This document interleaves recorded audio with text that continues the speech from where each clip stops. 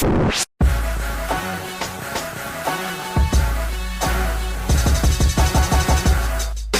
now time for Party Chat Sports.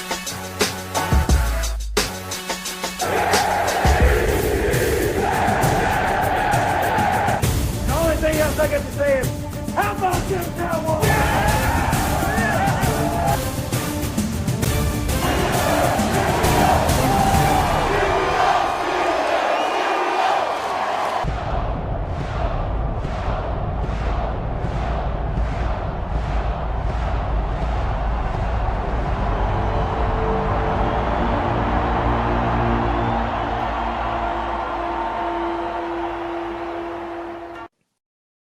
Welcome back, everybody, to Party Chat Sports.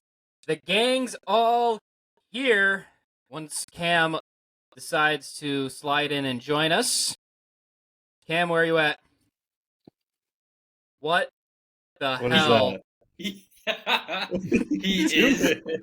is Kirk O'Chains, bro. He is Chains, baby. I'm going to pay a tribute to the fallen soldier and make a bold prediction right here. Kirk, on behalf of all Vikings fans, from the bottom of my heart, we did not realize who you were, and we were not familiar with your game for a long time. You have grown with us, and you have proved to be one of Minnesota's cherished children, if you will. You have created Kirko Chains. Looks like Mardi Gras over there, dude. Bro is dripped out as much as he possibly can. Kirk, What? we on behalf of Minnesota, we wish you a speedy recovery. We love you. Can't wait to have you back. Have Jefferson back, Addison, and bold prediction here: Kirk Cousins takes Minnesota to the Super Bowl next year, and he wins MVP. All right. All right, and we are officially back at Party Chat Sports. Everyone is here. Hey, welcome back, Cam. Welcome back. Yes, thank you, Cam. Oh, Now he's gone. Yeah, I'm still welcome there. back. That was it. Welcome back. He's got a Episode delayer. 66. He's got a delay. Episode 66, I think this is week 14 of the NFL season, and interesting week, I would say. 3 of us celebrated a victory Monday. One of us is very sad this week, and we're going to start with the press Dillon as the Patriots. The worst team in the NFL? I don't know, because they just got a win against the Steelers on Thursday Night Football. Dillon, you've had a week now to kind of process this. How you feeling, buddy? How we doing, buddy? All right. This is my pipe bomb. I've set a timer. Okay, here we go. This is the most Mike Tomlin team of all time. Of all time. I'm going to show you the future. I'm going to show you what's going to happen. The Steelers are going to win this Saturday against the Colts. Okay. They're going to win against Seattle. They're going to win against Cincinnati. And they're going to go into a Week 18 matchup with Baltimore with the playoffs on the line. And they will lose again because that is Mike Tomlin and what he does. He gets above 500. He doesn't win big games, and he has not been to the playoffs and got a playoff win in 7, maybe 6, maybe 7 years. Major problems up and down the organization, all because of this attitude that Mike Tomlin has. We continue to have divas in the wide receiver room. You good there, pal? I'm good. Go ahead. Laughing at your divas. Dillon, floor is still yours. Go ahead. We continue to get ravaged by injuries on defense. Mike T continues to say the defense sucks while ignoring the offense. So you got to go out and you got to hire a better offensive coordinator in the offseason. And another glimpse into the future, following that Week 18 loss to Baltimore, where the Steelers will be in a position where they need to rely on some terrible, budget team like the New York Jets to win with a backup quarterback in Week 18 just to make the playoffs. Will they, won't they? I'm going to put it at a 50% shot right now. I bet they don't make it to the playoffs. And this should have Mike Tomlin's seat a little toasty. It's not gonna be enough. It's not gonna be enough until this team literally implodes. But we're at a point where I've seen this story before. I've seen this story every single year for the past 5 years, where Mike Tomlin has a playoff team or a team with playoff aspirations that goes in, loses a game to a losing record team in week 13, 14, 15, 16, 17, whatever. He does this every year. And then he's going to come out this coming week. This team's going to play like unbelievable. And they're probably going to dominate the Colts, win by double digits. And everyone's going to be like, oh, Mike Tomlin's the man. You got this team turned around. No, he's part of the problem. Build a dome in the city of Pittsburgh. What are we doing? What are we doing right now? Why are we playing in the mud, in the grass? No. Hold on. Pause now. You converted? No. You converted to the dome. You're giving I've in. been converted. Pay attention. Open up your eyeballs. All right? I'm tired of watching my QB die on that soiled grass field because he can't keep his footing, okay? Right. I'm tired of watching these Exactly athletes right. that can burn down the sideline have to play in the sloshy mud. I don't care. It's not the 1930s. I'm sick and tired of watching the Steelers offense play like it's the 1930s. I've had enough. I want to see Justin Fields get traded for in the offseason. I want to see a QB drafted. All right. And then I want to see Kenny come back and light the world on fire. I'm not convinced about anything anymore. This team continues to lose to bad teams. They'll beat good teams. I'm not done. This team loses to bad teams. This team will beat good teams, and this team has not been taken seriously in a decade. Big Ben was talking about how it's not the Steelers' way anymore. It's never been the Steelers' way for your last 10 years, buddy, because you've been washed for at least 7 of those. Your arm's a noodle. That's why we're in this spot in the first place, because you hung around the organization for 3 years too long, and you should have hung them up a long time ago. All that being said, I'm disappointed again. I watched that game on Thursday, even though I said I wouldn't, and you let Bailey Zappi throw 3 tutties. What are we doing? The whole problem of this team has routinely been the offense, but recently it's been the defense. And I think a lot of that's injuries to the middle linebackers. They're getting exposed these days. Pass rush has been non-existent. Take that how you will. I don't really care. You can take that any direction you want to at this point. Joey Porter Jr. is a lock. Patrick Peterson's burnt toast. Levi Wallace is terrible. DeMonte Casey is probably the biggest bum I've ever seen in my life, former Cowboy. They did not teach him how to play football correctly because dude is trash. Dude takes quite possibly the worst angles I've ever seen in my life. Ever. Fire everybody. Maybe sell the team. Wow. Even get rid of the con artist? Art Get rid of Rooney the con does artist? not. Welcome Who's to a the con club, artist? pal. Who's a con artist? Omar Khan. Omar Khan? No, Omar Con artist. Khan's low-key been the GOAT. Make him the president. Give him the team.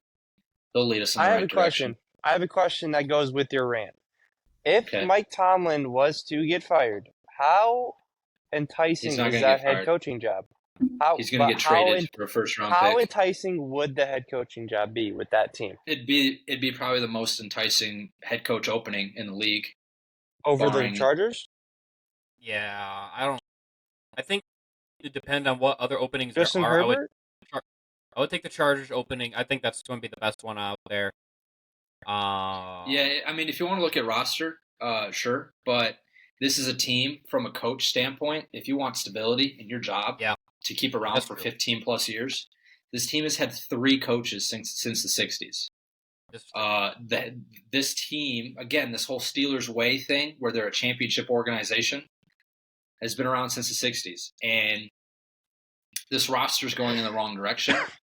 And I quite possibly could come back on here if Kenny comes back the following week after the Colts. If they beat the Colts, Kenny comes back, lights the world on fire. I will be I'll be doing lots of praising. But right now, that's not where we're at, unfortunately. So it is what it is. I'm sad. I'm upset. I'm mad. I'm fuming. I went to bed on Thursday night, and I just stared at the ceiling for at least 7 minutes. Didn't say anything. I was sitting there in my own thoughts. I don't really think I thought about anything. I was just letting it all out, you know. It's just a shame. It's a shame this team is the way it is. It's so hard to like pinpoint the problem too, because like the roster should be better. They should be playing better. Obviously, injuries play a part, right? You don't want your QB getting hurt. You don't want your top 4 inside linebackers getting hurt. There's also players that are terrible. Get a new center. I don't know why we got this center from Michigan. Terrible player. Can't snap the ball correctly. And yeah, potentially the Steelers should trade Mike Tomlin for a first-round pick. I don't know. I could be wrong. I could be right. What's Mike Tomlin done in 10 years? I don't know. You tell me. I will be taking no further questions at this point. And the Steelers might be a fraudulent organization. That's it. That's all I got. I do have a couple. Okay. Well, it was going to be a question, but now it's just kind of a general question, I suppose. How do you? I really want to know how it felt to lose to 2-10 teams within a span of 5 days. How do you? That's very tough. In come back literally five days, you made 2-10 teams 3-10.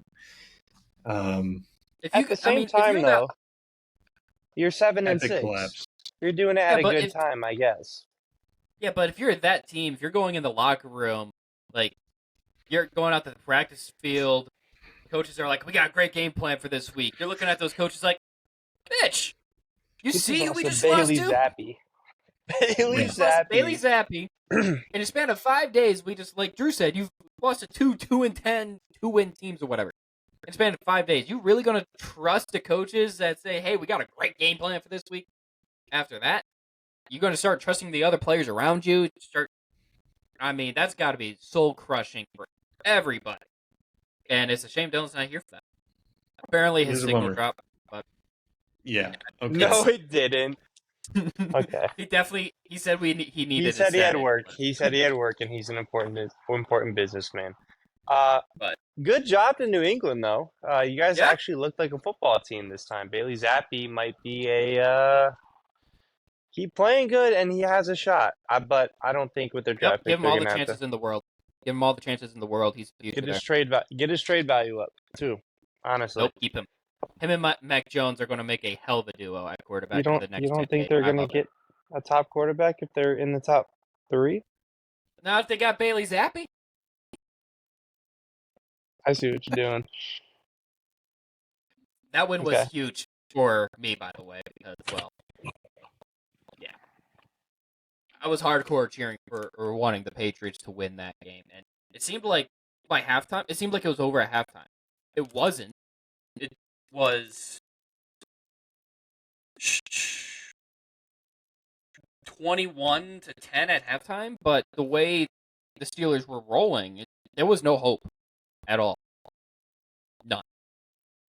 It just seemed like a lost cause. And it's going to be tough there in Pittsburgh if they lose another game or two here. If they lose Saturday, they have. Yeah, he was saying a lot of stuff about beating the Colts. I don't know about all that. That's not easy. I don't know about all that. That's the team that gives you problems that you don't know if they're going to. They're 7-6 in the playoffs. I remember when I got laughed at for saying that. Up there in the top box. He said they were going to make it by winning the South. Which I said they have a chance at making the playoffs. And it's 2 games off. What are the Jags? 8-5. To be fair, it was the three of us that said they're not making the playoffs unless they win the division. To be fair. No, they're in the playoffs if it were to end today. The Colts are. Yeah. So interesting. And they're going to be competing for the division soon, so. Well, I mean, they already are. If they win Saturday. And they're playing? Oh, they are playing them. Yeah, it's Steelers Colts Saturday, so it'll be interesting to see how things go in the Steel City. If they lose, oh boy. You think there's divas now, you think it's ugly now. If you're Kenny Pickett, maybe don't come back quite yet. Just stay away from that one. All I'm saying is I'm getting rid of Kenny before I get rid of Tomlin. Yeah, Kenny's not, you drafted him 20th. He's the worst quarterback from that draft. Not worst quarterback, but Malik Willis from the worst draft class. The worst draft class. I was thinking about that earlier. I was thinking about, oh, damn, they reached for a quarterback at 20. When you look at it, that's tough. The other quarterback in that class, or one of the other quarterbacks in that class, because I think we can get moving, was Desmond Ridder. And Desmond Ridder and the Falcons, they're kind of like the Colts, it seems like, where they're kind of up and down. Some weeks they're able to pull away with wins, some weeks they don't. This week was not one of those weeks where they won. 29-25 victory for the Tampa Bay Buccaneers over the Falcons as a Buccaneer. And this is a weird, ugly race for the division. One of these teams has to win it. It's last year. It's without Tom Brady. So, it's weird. Pretty much. And the Bucs there's a good chance they win the division again without Tom Brady this year. I'll be honest, I saw some highlights of this game, but it wasn't a lot that I was able to take away from this game. Nothing that. You know, the main takeaway is that the Falcons actually used their guys. Yeah. Drake London had a whole bunch of yards. He had 10 for 170 yards or something like that. 10 for 172. Kyle Pitts, I think, had a touchdown. A 40-yard bomb. Bijan got some action. So out of the backfield, too. He got some stretches. So surprisingly, they did all that and still lost. Arthur Smith They won, right? No, they lost. It was Bucs that won. Cade Otton is the second-year tight end that got the game-winning touchdown, I believe. With 31 seconds He's only left. Second year? I believe so. Second year. Yeah, because he was on my taxi squad last year in the Dynasty. He's 24. Out of Washington, yeah. But we're high on him, so he's actually getting some usage. Buccaneers currently lead that division, by the way. It was the quietly good game of the week. I mean, 29-25? 29-25. That's an exciting game, but just a lot of mistakes, and Bucs are going to be a problem in the playoffs because Baker. Are they? If Baker's healthy, he can make some plays. It's going to be a long shot, but it's going to be like the Taylor Heineke Washington situation, I believe. And I think he's going to go into Dallas has to go to him if they win the division. Right now it's the Eagles. But Eagles going to the Bucs. Gotcha. Whoever doesn't win the NFC East is going to have that 5 seed, and they'll end up playing the winner of the NFC South, which is unfair on paper. Yeah, it's stupid. But hey, at least we win playoff games against teams without a winning record. You lost to the Giants last year, so yeah, and we had a freaking Ninja Turtle as if we had Brian Flores last year, we're winning the Super Bowl. That's a solid take. No. We'll get to there. All right, I bet you won't have Brian Flores. Brian Flores? He's leaving. I know. Sad. Probably. Hopefully he left the protege. The team that realistically has a chance to win the Super Bowl, I think we've already confirmed that they're going to the Super Bowl because the NFL leaked the script with the logo, was the Ravens. The Ravens, overtime win against the Rams. And the Rams are interesting. They're fun to watch. When they're healthy, they can move the ball. The Ravens probably shouldn't have had as much problems, struggle nearly as much as they did against the Rams, but at the end of the day, they did what good teams had to do when they pulled away with a win. They look vulnerable. Who? They are. Which Which team? is kind of Ravens. The Ravens? Ravens. Yeah. The Ravens, I feel like it's been a couple weeks now where There's some they questionable.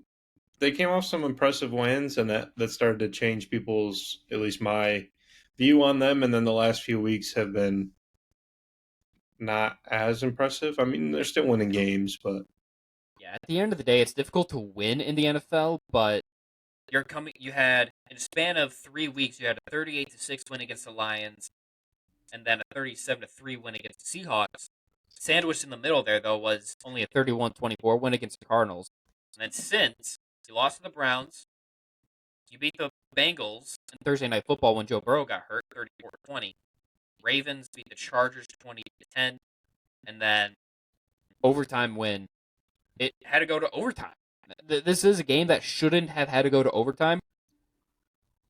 But again, the Ravens are finding ways to win, and that's the most important thing. Like, it doesn't matter. That might help them in the long run, too. You have to learn how to win. It is difficult to win. What's even more difficult is consistently winning. And I'm not going to knock teams typically when it doesn't matter how they win games. As much crap as I enjoy giving the Cowboys whenever I can, or like Drew and other people give the Eagles whenever they can. At the end of the day, it's difficult to win in the NFL. And when you can string wins together and get to double-digit victories, and especially at this point in the season, it's impressive. And if you can build on that, you start building that confidence, and then you go in the playoffs, hopefully clicking, realizing, okay, this is how we close out games. They had to learn how to close out a game against the Rams. They lost an overtime game earlier this year to the Colts, so they're winning. That's the big thing. Like, was it ugly or maybe not perfect at times? Sure. How much does that have to do with the Rams and Matthew Stafford and Puka Nacua and just everything that the Rams have going for them? I'm sure there's some of that. Nacua made a insanely godly catch that game. Nacua, if it weren't for C.J. Stroud, he'd be the offensive rookie of the year. I think he still could win it, potentially. He has a couple more big games. no. But sadly, CJ is a quarterback. Stroud is cooking. Not sadly, but sadly for Nacua. But, I mean, Kyron Williams with 114 on the ground, Kupp with 115 through the air, Stafford 3 tutties, almost 300 yards. Still not able to get it done. I know we've looked at the Rams' schedule, but Commanders, Saints, Giants are the next 3 games. And then they go to the 49ers. That 49ers game is the only one that looks like that's for sure a loss. The other 3 are winnable for the Rams. I don't know, man. I'm counting on them in that last week. What, the 49ers? Maybe. I need the Rams to come in fighting for the last playoff spot. That's what I need. The Rams? Yeah. Absolutely not. Absolutely not what? I see the Packers getting that last playoff spot. Do you? Yeah. After getting dismantled by Tommy DeVito? They're going to put up 40 against the Vikings. I guarantee it. I thought your defense was godly. We are godly. We'll figure it out. All right, go on. So you're Let's get keep shredded moving. by We'll get there. Right. We will get there once we get there. Just keep moving. Vikings are falling out of the playoffs too, so it's 2 spots. Okay. Speaking of the NFC North, the Bears. Apparently, they're the Lions' kryptonite. Lions are freaking frauds. Let me take this one, Gil, for you. The Lions. Boy. Okay, listen. You're doing reverse what you did last year. You started off good. You're ending bad. They need to figure it out. When you go for it on inside your own 30-yard line on what, like 4th and 2, and try to run a fullback dive not a fullback dive, a fullback sweep. What do you do? That's not going to help you in the playoffs. Like, you make that mistake in the playoffs, it is going to bite you in the ass, especially if you are not at home, because playoff atmosphere is much different. The Bears look good. Justin Fields looked very, very good. He's building his trade stock, so that's going to be nice. But this game was more about the Lions losing. With that loss, the Lions, if they lose next week and Vikings win, we're competing for the NFC North, for the lead. This team has not beaten good teams. I mean, you can say they have the Chiefs in the beginning, but that's without Kelsey. But this team, I think, is reaching fraud watch realistically, even though nobody wants to say it because it's fun to see the Lions doing good. But It is, but you make a point. But it has to get to that point of, okay, they are on fraud watch. So, I think yeah. you make a good point with the teams that they've beaten. Like, I'm looking, they beat the Saints. Nobody's up in armors over the Saints. The Chargers. We're all hoping the Chargers fire their head coach at some point. The Raiders. It's the Raiders. The Bucks. So what? They beat the Packers once. They lost to the Packers another time. They beat the Panthers. Worst team in football. And then they beat the Chiefs in the first game of the year, who was missing Chris Jones and Travis Kelce. So you make a good point. You do make a good point on the teams that they've played, who they've lost to. And these next 4 weeks is going to tell us a lot about this Lions team when they play the Vikings twice. They play the Broncos, and they play the Cowboys. This week against the Broncos is going to be very telling. They get a win against the Broncos. They started to cool off a little bit. If they get a win against the Broncos, they'll start picking up steam again, heading into Minnesota. If they lose to the Broncos, that Minnesota game on Christmas Eve is going to be huge for NFC North implications. That's going to be pretty big for the Daddy Lions. Mullins is coming, baby. We're going to get to you at some point. I'm ready for it. We know you are. The Lions, I think, they've done a lot of good. There's a lot of good things to... This season, I don't know what the expectations were heading into this year. I think they probably met them, exceeded them. But if they go, let's say 1-3 out of these next 4 games, even 2-2 might be a disappointment compared to how they started the year. And then you're going into the playoffs. You want to be going into the playoffs hot. You don't want to be going into the playoffs cold. And if they're going into the playoffs cold, that's another thing too. If they lose out on the NFC North and they're playing on the road somewhere, I don't trust. The NFC North. Drew, we just explained to you. It takes 2 things to happen. You're not favored in a single game remaining on your schedule. Okay. We have a backup. We have a third-string quarterback. We're not going to be 3-0. Bro. Exactly 0. We let up 0 points. Look at the bigger picture, man. Congratulations. Again, hypothetically, if the Vikings were to win the division, I still don't think they do. I think the Vikings take care of business to win the division. But if they're the 5, they'd be the 6th seed. So they'd be going. Actually, that would just... The way it stands today, it's the wild card game is going to be an NFC North battle. It's going to be Vikings-Lions. Either way is the way it looks right now. It's just who has home field advantage. We're moved on? And that's going to be... And that's kind of the difference. Is what it looks like right now. But good for the Bears. Good for the Bears on getting the win. And again, like Cam said, trade stock is starting to look good for Justin Fields, and he's playing himself into forcing the Bears to have to really ponder and question: do we keep him?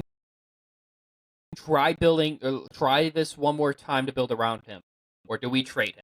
This is why I keep bringing up Sam Darnold, because what the Bears are going to have to do if they're smart, or what I would do if I was the Bears, is I would see, all right, if Justin Fields was in this class, if he was in 2024 draft class, where would I rank him in comparison to the other quarterbacks? If you have Caleb Williams, Drake May ranked over Justin Fields, you trade Justin Fields. If you have Justin Fields ranked over any of those quarterbacks, if you would take Justin Fields in this draft class over the other quarterbacks, you keep Fields and you trade pick and build around him. That's what the Jets did with Sam Darnold. They took the wrong quarterback. but the process, I still like the process because it was like, all right, if Sam Darnold was in the 2021 draft class, where would we have him? Where would we have the other quarterbacks? And they had Lawrence and Wilson over Darnold, so they traded Darnold. If the Bears do the same thing, it just kind of depends on where they rank him. And I think that's what Justin Fields is forcing the Bears to have to make a very difficult decision if he's playing this way. I saw a tweet, and it was like, I think it was a Bears account or someone asking Bears fans what they would want, and it was, do you want to trade the first pick, for another first round this year, a first round next year, and a first round in 2 years? Or do you want to trade Fields, keep the first pick, and then trade Fields for a second? And then the quote on that was, if one quarterback is worth 3 first-round picks and the other one's worth a second, maybe that should help you decide which way you should go. That's So, a very good point. I think Fields has already, and the Bears have already made up their mind. I think Fields, we can say he's making it harder, but really he's not. He might be making the trade harder because people are going to have to give up more for him. But I really don't think there's any decision to be made whether he stays in Chicago or not. I think he's as good as gone. The Bears, they just have to keep trying to do something new. I really don't think they have a foundation to build off of. As it stands, they're going to need a new coach. They're going to need it. Just fundamentally, the Bears are not a good place to be. So they just got to keep trying something new until they find something that works. But unfortunately, as much as I love Fields, it's time for him to go. And he may be a Falcon. He may be a Steeler. I would hate to see him. I'd hate to see him on the Steelers, but I can back off of that. I don't think the Bears have anyone that's been there for more than 4 or 5 years. Now that I really think about it, there has been nobody How long that has has Trout been stayed. No, I'm saying like right now on their team. I think Jalen Oh. Johnson is one of the longer tenured players for that team, and he's on year 4 or 5. So Yeah, I mean that will happen when you go through general manager changes. They'll want to bring in they their probably own have guys. some random linemen that have been there for a while. Yeah, I feel and like it doesn't help to not have that like core. I mean, you look at like you could say Minnesota, Daniil Harrison. You can look at the Eagles, their whole offensive and defensive line. You can look at the Cowboys and say their defensive line, their quarterback, basically their whole offense. And then a couple defensive pieces. Like they don't, like what Drew said, they don't have a core to build around. So you don't know who you want to help. You don't know where you need to get advice from. You don't know which players to trust. And try to like build up their future because they won't even give Jalen Johnson a contract right now. And that's, like I said, he's one of the longer tenured players, and Tom has touched on it. The fans are frustrated because there's no Brian Urlacher anymore. There's no Brandon Marshall. There's no Jay Cutler. There's no Julius Peppers. Like they barely know the players on their team right now, and they are frustrated. and a lot of it's going to come down, or a lot of the decision might come down to what the Bears do from a head coach and general manager standpoint. If they move on from Eberflus, if they move on from the current general manager, then who knows what's going to happen? Because again, that was the Jets with Sam Darnold. They had just fired Adam Gase. They had a second overall pick. They brought in Robert Saleh, and let Saleh and his staff decide what they felt was best for the quarterbacks. So if they bring in a court or a head coach that wants Fields, maybe if unlikely, what's going to make that job attractive is the fact that it's going to have the first overall pick and another draft pick that's going to be pretty high, depending on where the Bears' own pick falls. So that's going to make the job attractive itself. A lot of it's just going to come down to what they do. They're a head coach and even general manager. I think this is just general, and we should probably move off this game pretty soon. Yeah. I think hiring a defensive-minded head coach is a mistake. It's sad, but yeah. Let's think through some of the playoff teams that have defensive head coaches. Let's go through NFC first. So, not the Cowboys, not the Eagles, not the 49ers. Who else? Are you talking only playoff teams? Not the Bucks, Yeah. right? He's offense. No, Foles? he's defense. Not the Foles Lions. defense. Foles defense. Foles is the only defensive guy in the Which NFL. is Okay, fitting I'll now. count Which is Foles. fitting I'll count now because he Foles. doesn't have Brady. So, Rivera's a defensive guy, I believe. where'd I get lost? We're talking about playoff teams here. Oh. The only other one would be Seattle. Not the Vikings. So, You say not the Niners? I think they put Shanahan is an I think- offensive guru. okay. But No, that's- but they give. I'm he sure gives he's good at defense their own defense too, power. but he is the offensive mastermind. Yeah. The point is, the head coach is an offensive-minded. For these good teams, it's no longer a defensive-minded coach that's going to lead a great roster. It's going to be the offensive guy. And the one big benefit to hiring an offensive-minded coach is that if, obviously, you want to be good enough to where your coaches move on to take other head coaching jobs.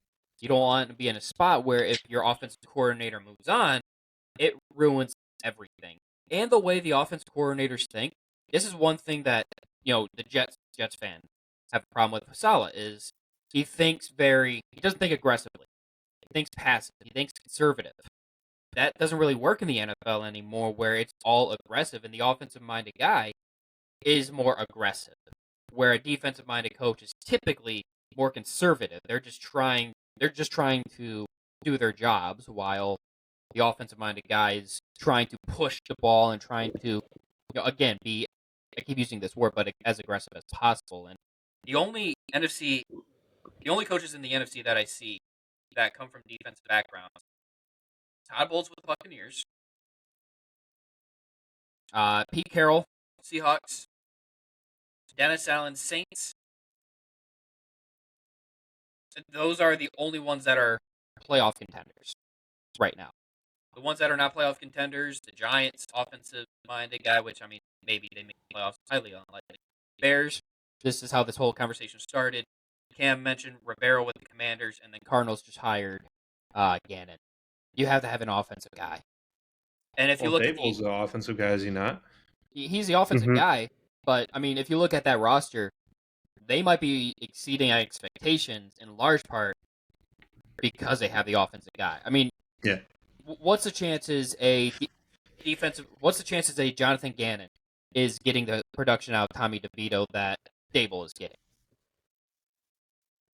So, and slim to none. And if you look at Drew, do you want to touch on the AFC ones at all, or? Well, the best one I can think of is obviously the Ravens. Is he offense or defense? Special teams. Harbaugh We'll count that as defense.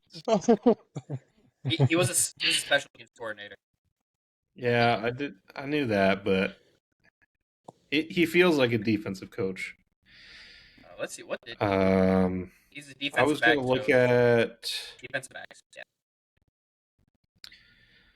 What was Arians? He was offense. So the last 4 Super Bowl winners have been offense. The last defensive coach to win was Belichick. That makes sense. Before that, it was the Eagles with Peterson. That was offense. He's Peterson. offense.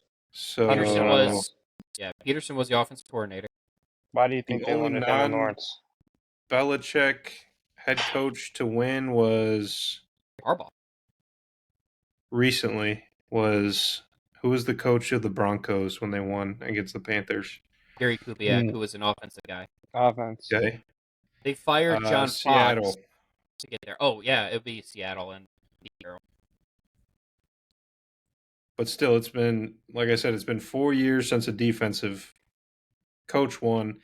And we can put an asterisk next to that because they also had someone named Tom Brady who, unfortunately, just wins Super Bowls. That's like just what he does, I guess. So as much as I don't enjoy that necessarily. But anyways, if That's you're great. if you're a team and you're trying to turn things around and you hire a defensive head coach, you are shooting yourself in the foot. Especially if you have a young quarterback or a drafting quarterback. Maybe if you have an old quarterback, experienced quarterback. Maybe if you have an offensive coordinator who is kind of you somehow Ben Johnson. find a way to get him locked in. Ben Johnson. Isn't Dan Campbell a defensive head coach? No, he was He's offense. He's a tight ends guy. He was a played tight end. He played tight end, and then He just was gives the me assistant. defensive coach vibes. He does, the but biting he's kneecaps offense. thing. And I fear for the Lions when Ben Johnson leaves. I do. I can't wait.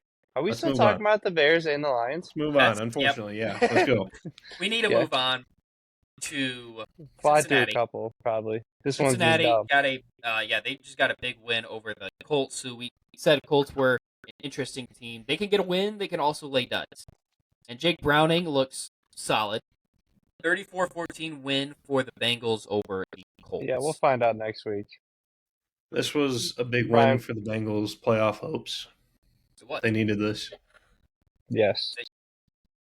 Not helpful. Ascend- Actually, Colts still are in the playoffs even after that loss. Yeah, I mean, Colts will be fine. I think they're going to make the playoffs, but only very slimly, and because the Steelers will collapse. The Colts are just like it. Minshew, you don't know what he's They going to can't give slip you up though. The Colts can't slip up No. because at all. depending on what happens this week in the Bills game, the Bills will be hot on their heels. The Bengals are hot on their heels. And the Bengals currently have the tiebreaker over the Colts. Or they have the head-to-head. The Texans were hot on their heels. I mean, it'll depend on how long C.J. Stroud's out and if Nico Collins can come back because they looked miserable against the Jets. I think Texans are Although done. you won't have to face a Jets defense in the rain every week, so that's good. But You won't have to face the Jets defense every week. yeah. But So they can't afford too many more losses. No. Depending on what everyone else does. I mean, I'm not convinced that the Bengals go undefeated the rest of the way. I'm not convinced the Bills do, the Texans do. So they can Broncos. still afford to drop a couple. Broncos. They can still afford to drop a couple, but if they start dropping too many, they could be in trouble. There's 6 teams right now. 6 teams in the AFC right now that are 7-6. At some point, someone's going to have to separate themselves, and someone's going to have to fall off. It's the witching hour, but for the NFL season. 4 games left. 4 games left. We are absolutely in the witching hour. That's of the very NFL sad. season. I know. Very sad. Definitely sad. Maybe not as sad or sad, depending on how you look at things. Joe Flacco, the resurrection of Joe Flacco, is just falling out in Cleveland. 31-27 win for the Browns over the Jaguars. The Browns are part of that AFC picture right now. So are the Jaguars. This was one of those games that we've been circling the last couple of weeks that could have huge playoff implications because of where these two teams currently stand in the playoff seeding. And the Browns Drew, getting the big win. Drew, let me set you up here. Okay. Yeah, hello, Flacco. Welcome back. Nice to see you. Coming out and just like, what was he on? He was on the couch for a little bit, right? He wasn't doing anything. He just coming out, throwing dimes. You said during the game he throws a beautiful deep ball Dude. as long as he just doesn't throw it out of bounds.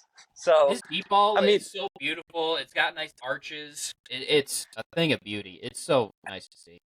And honestly, good for the Browns for fighting back. There's 3 teams that are there's 3 teams this year that are playoff teams that are fighting to get to the playoffs that aren't going to do anything in the playoffs because of their backup quarterbacks. That's the Vikings, that's the Bengals, and that is the Browns.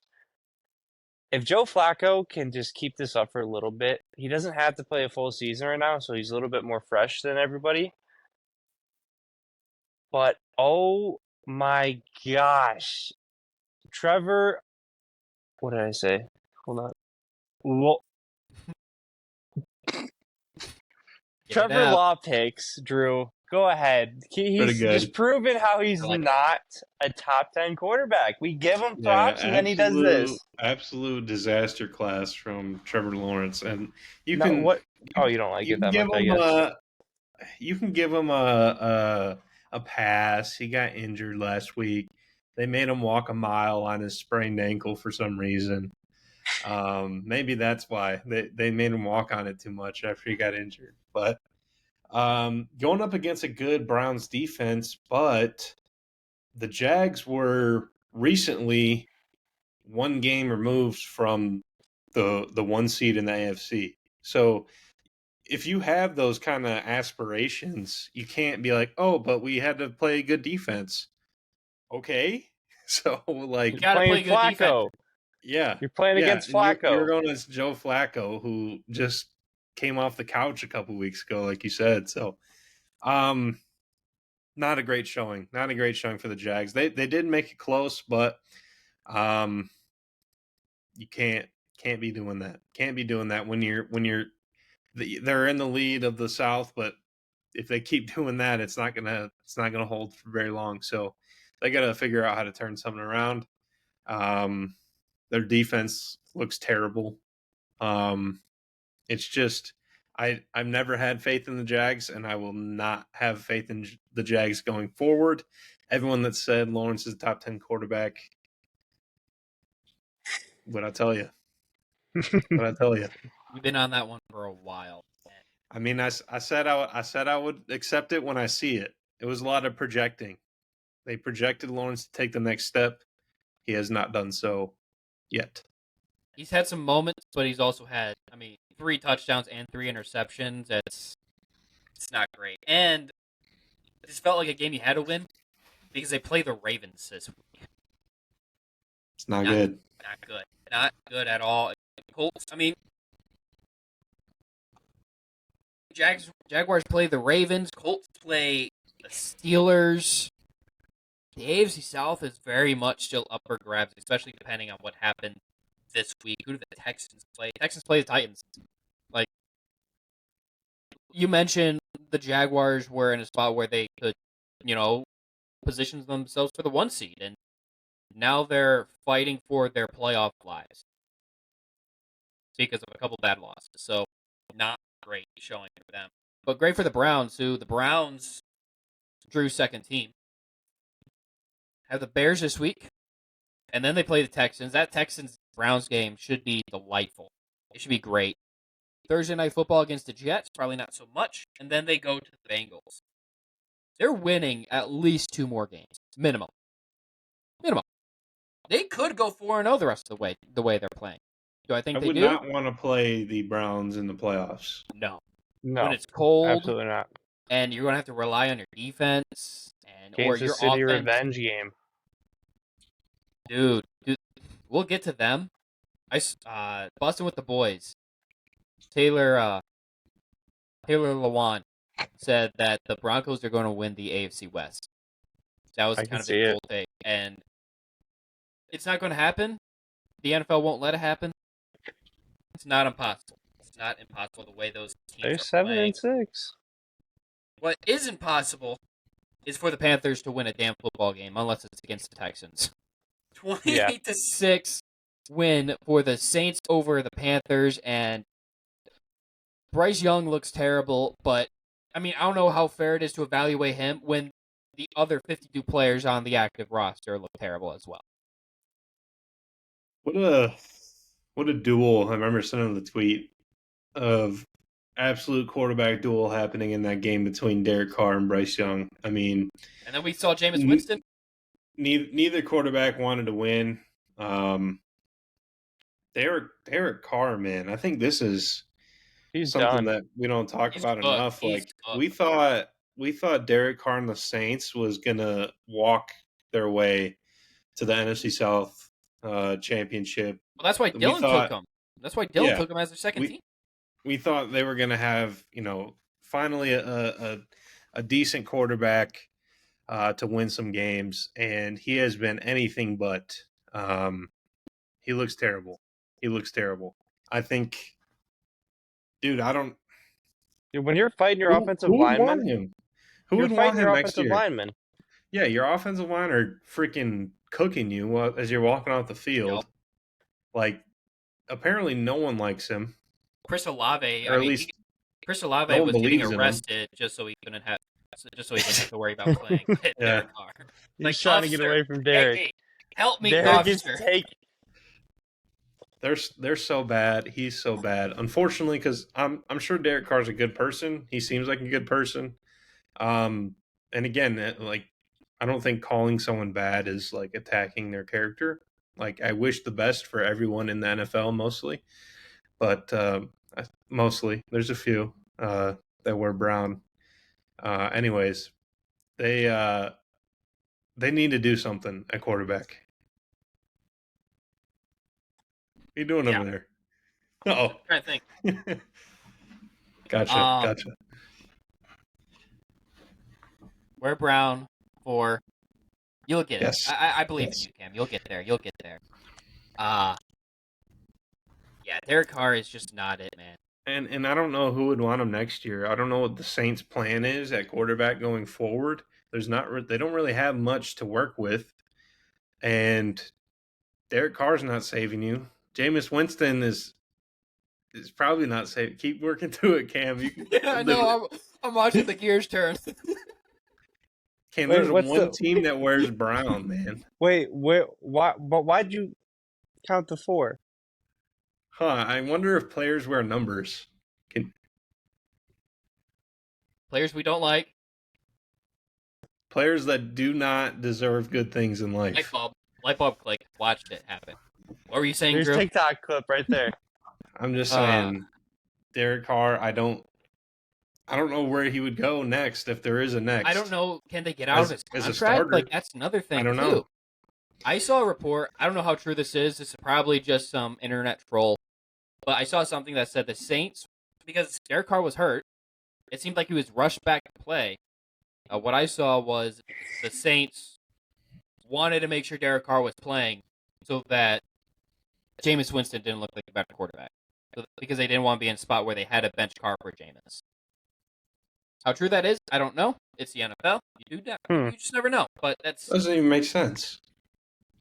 they pay Carr a boatload of money.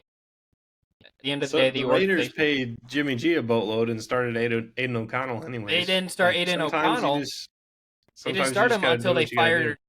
They fired everybody. They fired everybody Well, before. Speaking of firing, what's his face needs to be fired for the Saints. Dennis Allen. I Dennis said that heading Allen, into yeah. this year. I said that I didn't trust the Saints heading into this year because Dennis Allen was the head coach, and I said like maybe I think I even took the Panthers to win the division, which dead wrong there. That's on me. I had too much faith in the Panthers, but at least I didn't take the Saints.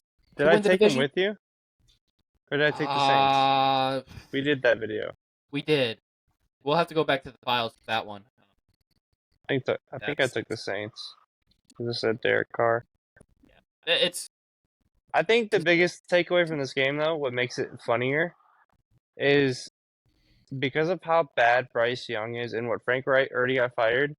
Him and McCown wanted C.J. Stroud over Young, and if I'm Reich, I am thankful I got fired by Temper. Like, sure, give me your money and fire me. You drafted the wrong quarterback. That's on you. Yep. So. Hey, he got out of there quick, so he can eat. I think he said he was done. I thought I saw somewhere, so he can go take his money and just chill.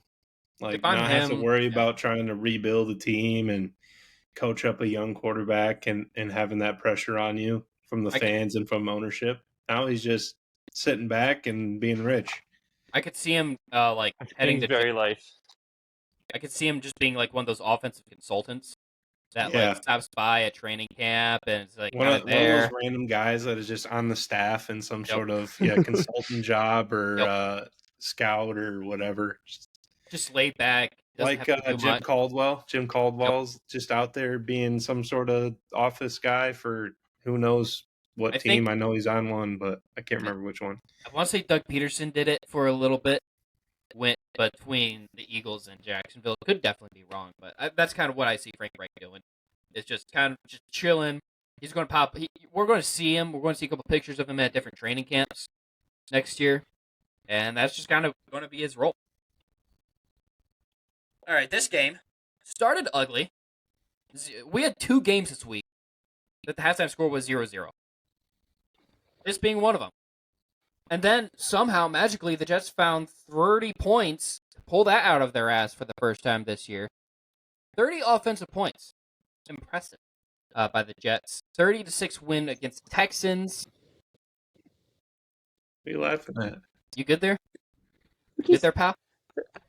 The way you said that and started, impressive. Impressive.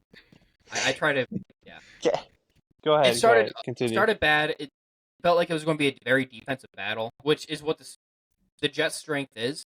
They have a tendency to limit good quarterbacks. Like, if you look at the top or every quarterback that the Jets played, I don't remember how Dakota Prescott's numbers fare, like, if you compare to the rest of his games this year, but it's the worst game that almost every quarterback has played this year, seemingly.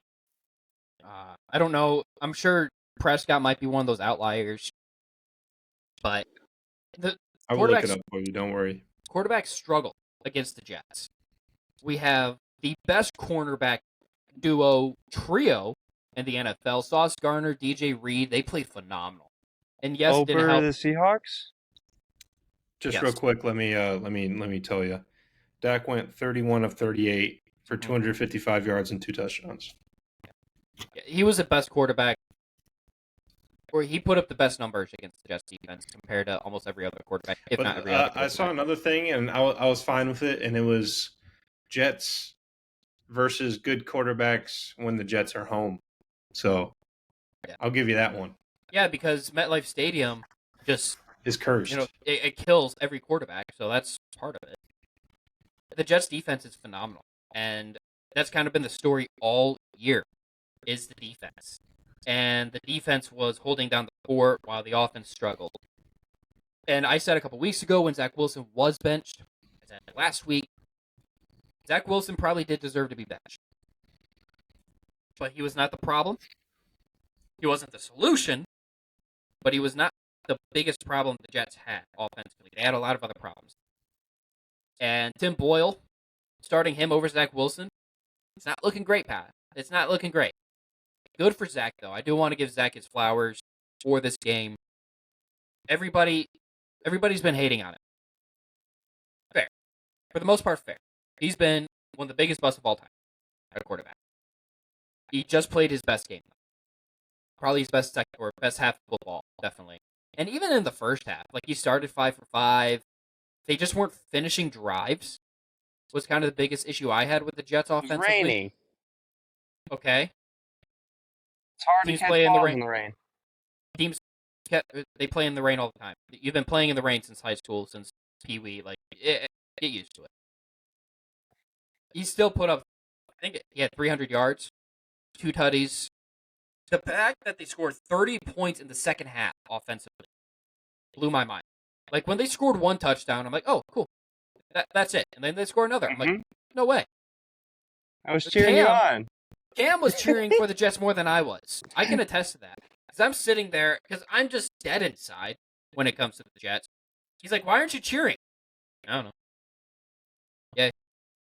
The Jets did something good. I don't know. That's just kind of what I've grown to with the Jets. But I am happy that Zach Wilson did get the win. I'm happy the offense looked good. Good game plan, good flow from Nathaniel Hackett, who his last 2 weeks, offensive play calling wise, has been better. Now, when Tim Boyle's quarterback execution is going to be piss poor, but you'll have that. I think the one quote I saw was DJ Reed saying he told the team, like, "I'm just going to play for you guys. What do I have to lose? Right? What are they going to do? Bench me again? Okay." And he played just like that. He played like he has nothing to lose, and that's just going to help him in the future. Maybe land somewhere that it's going to give him another chance. Yeah, I think that's kind of what I have to say. AFC Offensive Player of the Week. Yeah, good for him. I stole it from Flacco, you selfish young kid. No, I think Wilson probably deserved it.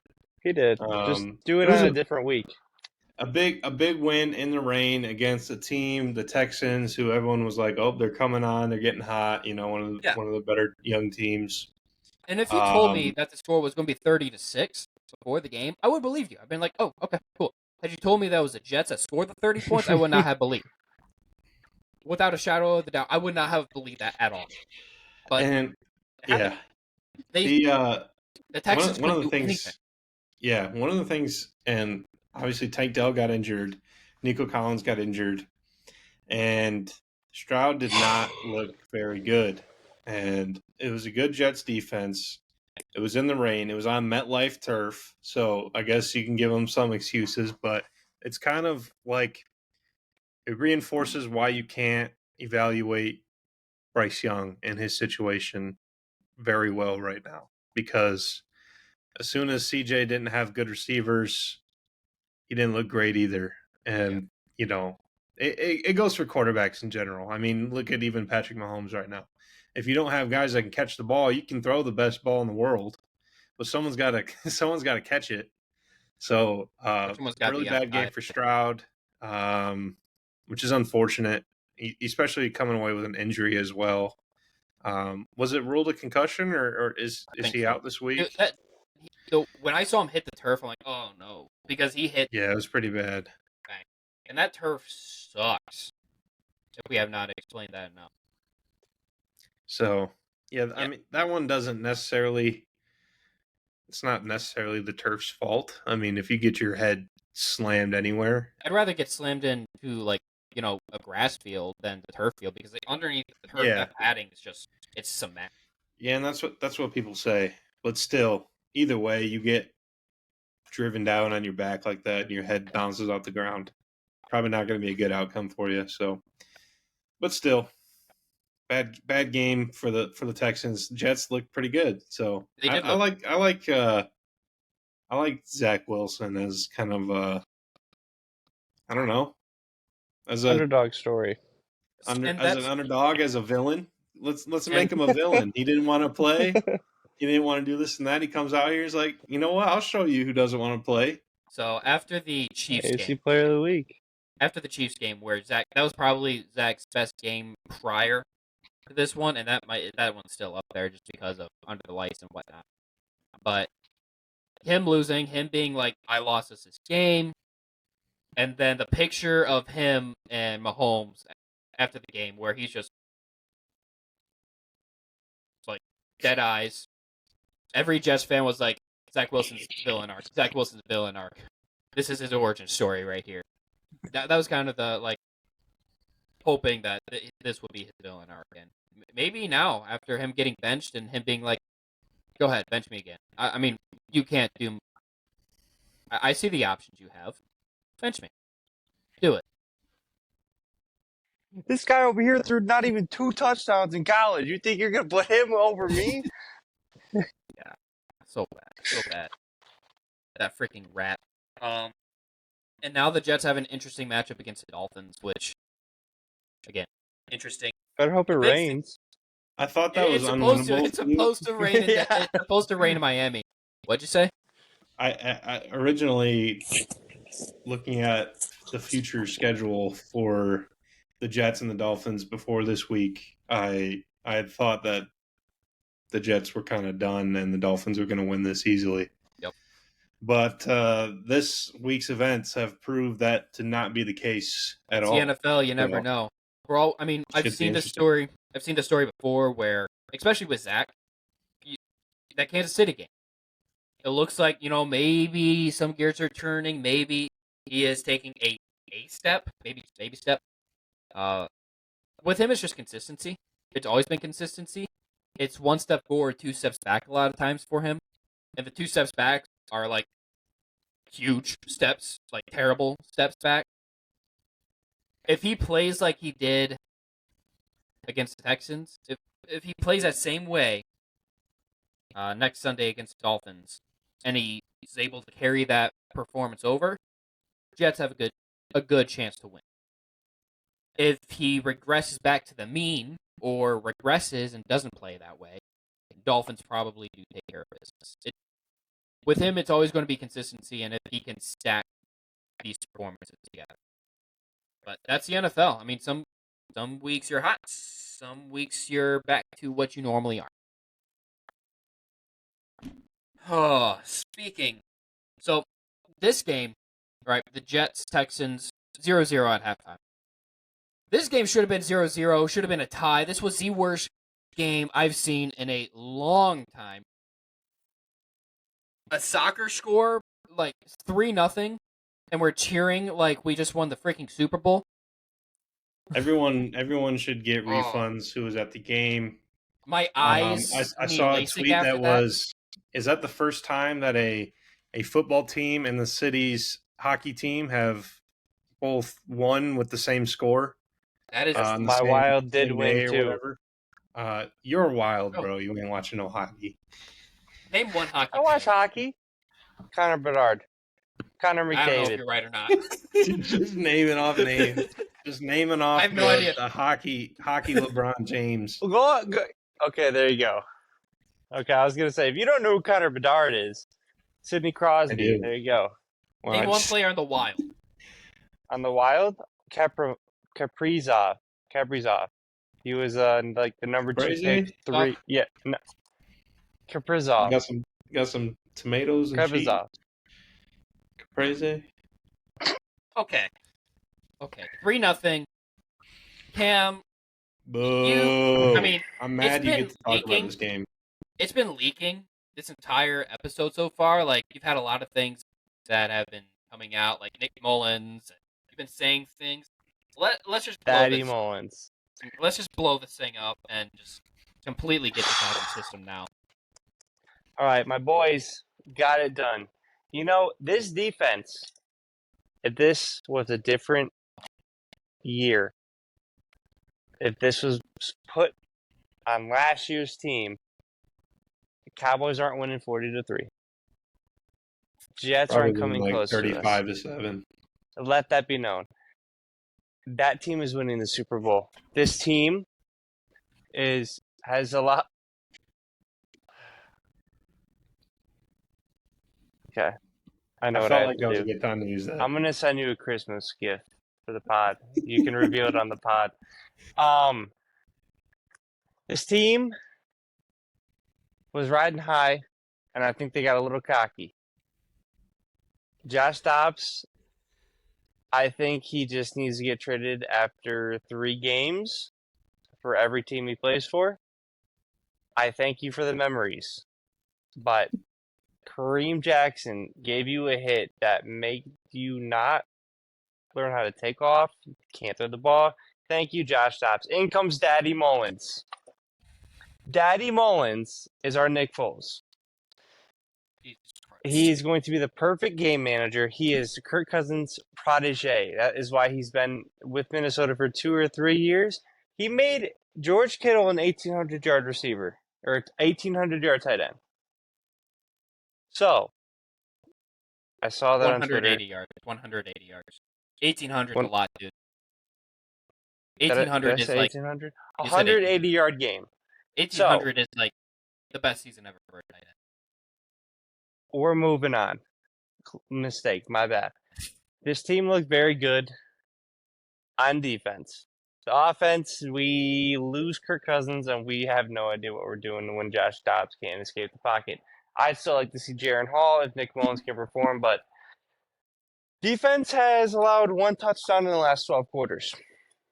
That's pretty good. I don't care who it's against. That is very, very tough to do in the NFL. With a defense full of nobodies, you can maybe name 3 players on the defense. That's how good of a job Brian Flores is doing, and that's why he needs to stay to win a Super Bowl next year when Kirk comes back, yada, yada, yada. And he's not going to win a Super Bowl from the facts that we stated earlier about Super Bowl winning head coaches, so might as well stay. Doesn't mean they're not going to try, though. And but you might as well stay and win a Super Bowl and then prove you can win a Super Bowl. You know what I'm saying? He's gone. This was the most exciting game if you love Big Ten West football. Bro, what are you even saying right now? He just making stuff up. Even Iowa is more exciting than this. I sat back in my chair and watched the whole game. like this. With 5 minutes to go, I looked at my dad and I said, "I am so disappointed that Kirk Cousins has been lost, and we are wasting this defense. I am so bored with this team. Get me to the playoffs, and let me win my bet against Gill. Let It's me gonna be beat down to the Dallas in the wire. playoffs, and then we can reconvene next year." If Flores stays for some miraculous reason to win a Super Bowl with Kirk, Brother. we'll be good. Dude, Kirk Other might than not that, even be there next year. Kirk's going to be there next year because he's going to be worth less money. He's going to understand that, and they're winning the Super Bowl, and we're going to keep JJ because of that. And that gives us one more year. We can either draft a quarterback this year to learn from Kirk so he can. I just want to keep JJ, man. I just want to keep JJ, man. Well, you can keep I JJ saw Diggs McCarthy. leave. Swap one Take it or JJ leave for it. another JJ.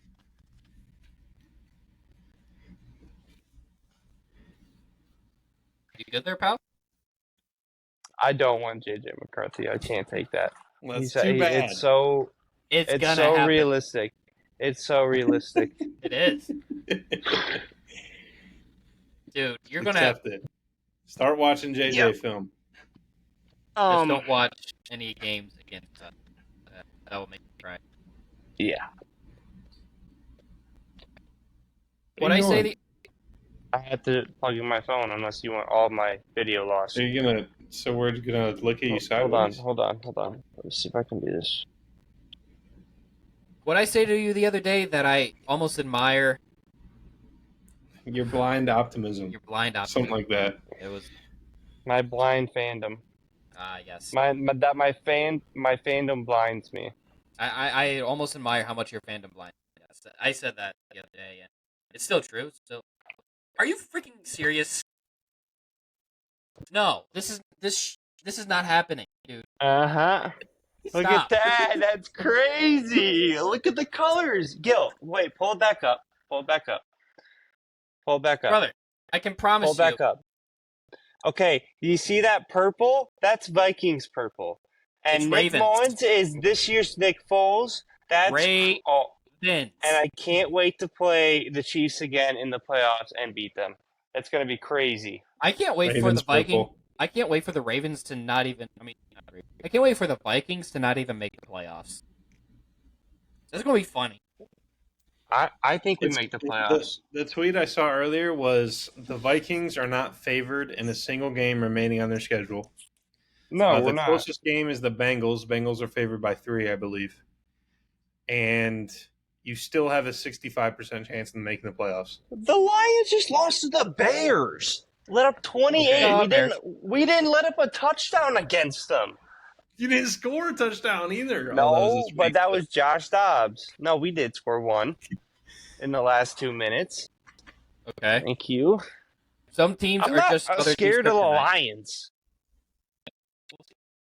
We win when I don't go to Ford Field, so I'm not going to Ford Field. We'll find out, I guess. How much can I pay you to go to Ford Field? How much would that cost? There's a price on everything. If Ohio State won this year, it'd be different. That's the problem. They didn't. So it's He would trade. What he's 0. saying is, had Ohio State had a chance at the Natty, he'd be fine with the Vikings, being asked. But because Ohio State's not there, Vikings need to make up for it. I get the mentality. I do. I respect it. Honestly, I respect it. The Vikings. Are we really going to be like, yay, we're going to the Super Bowl because we beat the freaking Raiders who are about to bench their quarterback 3-0? That's what we're getting excited about? Mm-hmm. Dear God. We're 7-6 and in the 6th seed. We didn't have a starting quarterback, a running back, a right tackle, a right guard, 2 defensive linemen, one. Do I need to go through what the one Jets don't linebacker. have?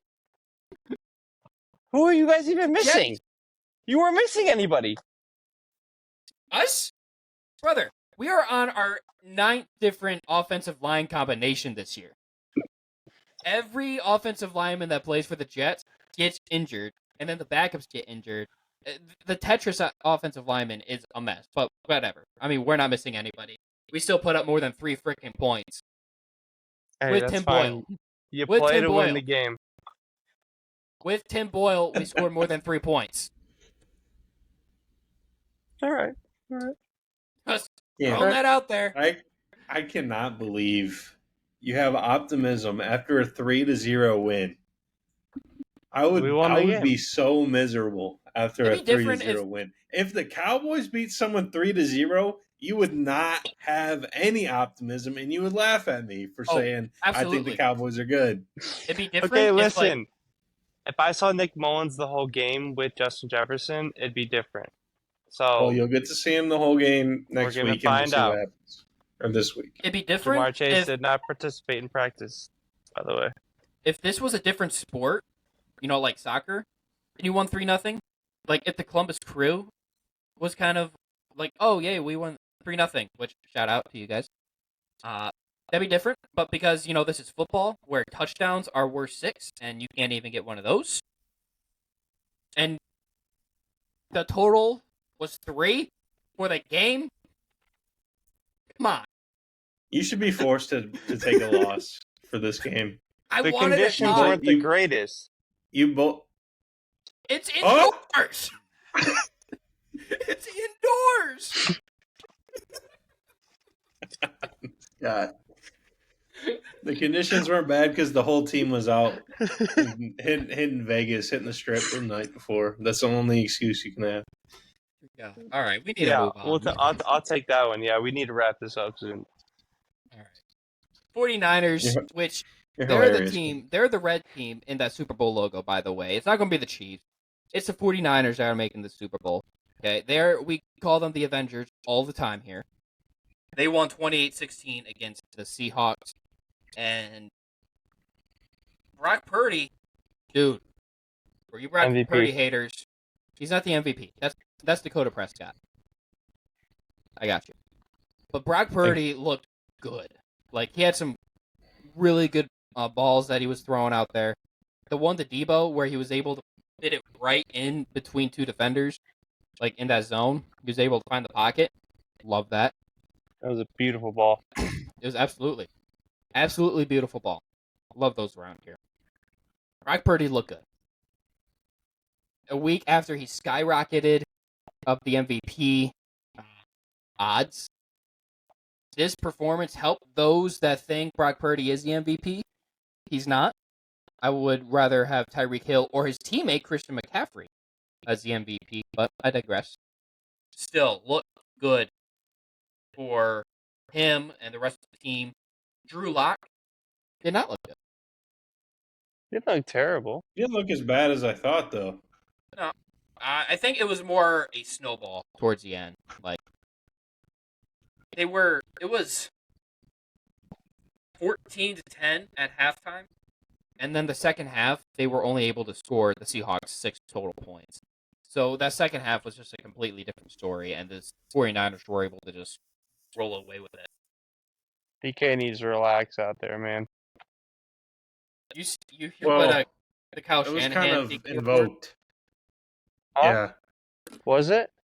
Kyle Shanahan was basically, he said, He was baiting him. I'll buy a present for anyone who can get DK to act out and get. He was showing he was showing the team film of just DK acting out and saying all right, look, this is how you push his buttons. Which that almost sounds like Bounty Gate shit right there. Not quite Bounty Gate. Fred but Warner absolutely smoked him from behind Yeah, he while he did. was sitting on the ground. Yeah. It wasn't some unprovoked attack by DK. And Yeah, it was that's 100% that's how the provoked. 49ers roll, man. You don't get a lot. You get to see one half of it, and it's like, oh, the 49ers are getting beat up by coaches on the sideline and by DK. You don't see the stuff that started it though. And it's usually the Niners. Yep. Sneakily, not so sneakily dirty. But another That's what time. you gotta do to win sometimes, I guess. Wait, Gil, And let if me you can get get away this. with it, go for it. Gil, let me take this. So, when the 49ers play, the refs don't see anything. But now when the Chiefs play, the refs are seeing everything. So we're seeing Tony line up a half inch offsides? Dude, Oh, dude, everyone could have Dude was seen a that. full yard. Dude, it was a full yard. Offside. Here is here's my thing, and this is the only thing I'm going to say on the game. It's different if the ref gives you a thumbs up. Kadarius Toney looked over for half a second, pointed, and looked down. It's not the ref's fault that he lined up offsides, and it's not the Bills' fault. And I don't think Josh Allen gives a fuck, Patrick Mahomes. Oh, Hey, Take it easy. I don't think Josh Allen cares. How did we get on this game? yeah, I was wondering Transition that too. about refs not seeing things, and then they see everything in the other game. Okay, keep going. So I don't think Josh Allen cares because he lost out on a Super Bowl because of refs against you, and the Eagle you won a Super Bowl because of refs that were with you. So I would And a Sunday say night football game. what? Sunday night football. What? Oh. Sorry. Something stuck in my throat there. Oh yeah. Go on. Bills, you earned that W. Chiefs, you did not get cheated out of that win. So go ahead. Yeah. We're going to talk about that game here in a moment. I did just want to wrap up with just saying that the 49ers, McCaffrey, 145 on the ground. Debo with 149. Yeah, 145. Ayuk with 126. Like we call this team the Avengers for a reason. Kittle with 3 catches for 76 yards. They're winning the Super Bowl. I don't know how you stop them. Yeah, they have 3 losses. Congrats. You killed Brock Purdy in the process. That's how you won. It was a good game. And at some point, Ultron even, got the best of the Avengers at one point, but at the end of the day, the Avengers beat Ultron, and, it's what they do. Yeah, they take a step back. They lose to the bad guy every so often. There's an entire movie where they did that, and then they had to regroup, but they're going to win the entire thing. I don't know how you can take another team to do so. I don't know how you can take any other team to win the Super Bowl right now. I don't know who beats them. I know you're hoping the Cowboys do, but I'm sorry, Drew. Dude, when the Cowboys beat the 49ers on the way to the Super Bowl, I'm going to cry. Oh my gosh. I'm going to cry. It's going to be beautiful. It's going to be like a freaking Shakespearean tragedy of sorts. All this. It's going to be a tragedy, all right. We are never going to get beat down by the big bad guy like 3 times at the beginning of the movie. Then the final scene comes. Here's the big bad guy again, and the little guy finally wins, and just go off into the sunset, all happy and giddy. It's going to be amazing. So, like I sent a tweet earlier, the most common playoff matchup, if you do playoff projections or whatever, the one that happens the most often is 49ers Cowboys. So you got to do it. Like, there's no hiding from it. If you want to get to where you want to go, you're going to have to go through the Niners, and they look untouchable. Destiny's still alive. But there's plenty of history in the NFL where teams looked untouchable and weren't. So, well, they lost to Kirk Cousins, so they lost to the Vikings. They can't be untouchable. Hold on. You can get to your point in a second. Okay. Mr. MVP, Mr. Fraud MVP. Let me clarify. Purdy had his left tackle get injured and Debo get injured, and all of a sudden couldn't freaking do anything. And as soon as they get healthy, now he's the MVP. Now he's the help. Other people come back on the team, and he's the most valuable. Okay. I am Christian McCaffrey is my MVP. Actually, it should probably be Tyreek Hill, but I'm not really going to say that one. I'm going to say Christian McCaffrey is. I want to see. Every year, I want to see a non-quarterback win the MVP. Never happens. It's probably going to be Prescott. If you're going to give it to a quarterback, give it to Prescott the way he's playing right now. I think it should be either CMC or Tyreek Hill. They are. You look at how you take away those two players from their current teams, and you'll find out that they are the most valuable player to those teams. And that's what MVP is most valuable player.